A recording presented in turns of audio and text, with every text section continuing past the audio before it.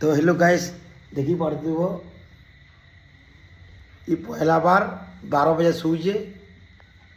देखो यार चेहरा गिरी देखो, पहला बार आज राति 12 बजे शुजे ना तो पूरा 3-4 बजे शुवा और सकाल को आने के इतार पूरा ज्वर आणुवा ना तो हाथ गोट चौथुवा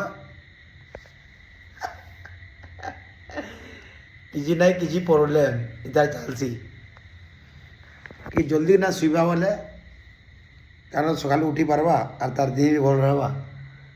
बाकी 3 बजे शुवा बोले कह तार सकाल उठवा बोले उठी पारवा के हेती लगे आज 12 बजे छात ऊपर थिला जने फोन कर ना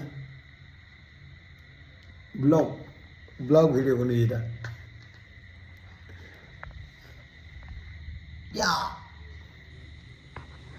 तो गुड नाइट।